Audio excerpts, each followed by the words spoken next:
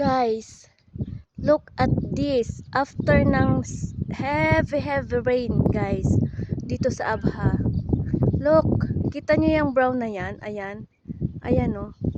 Yung brown na yan. Yan.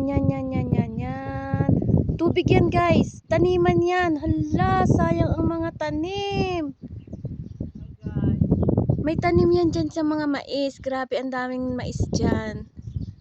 Ay, hindi yan ganyan ka, tubig lahat yan, guys.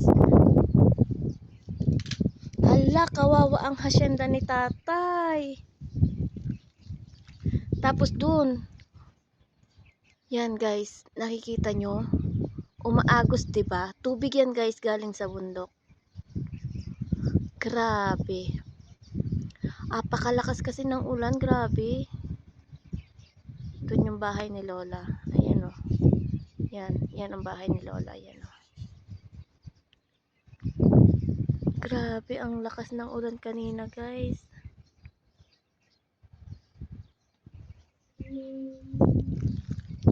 Tapos yung sasakyan na yon, ewan ko pa anong naisip niya. Hindi talaga siya makakadaan dyan kasi grabing lalim ng tubig dyan. Parang ilog niya talaga na ano. Kala ko sa Pilipinas lang bumabaha. Dito din pala sa Abha. Ayun si Sungit, oh. Yung manok ni tatay kawawa. Ayan, oh, kawawa. Bumaha dun sa place nila, kawawa.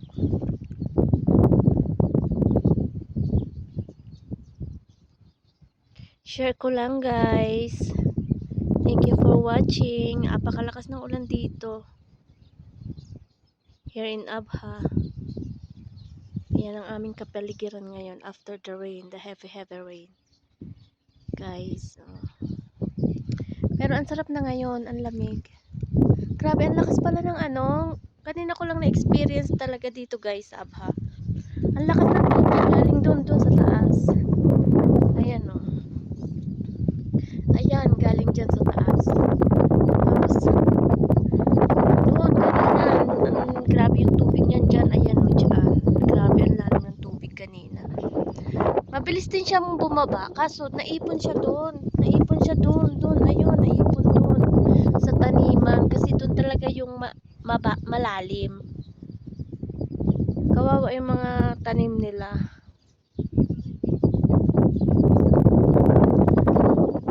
Diba si Sungit sumisigaw. Tapos ang sistema, guys, loob ng bahay namin bumaha din talaga yung loob ng bahay namin, kaloka. Katatapos ko lang maglinis, maglimas.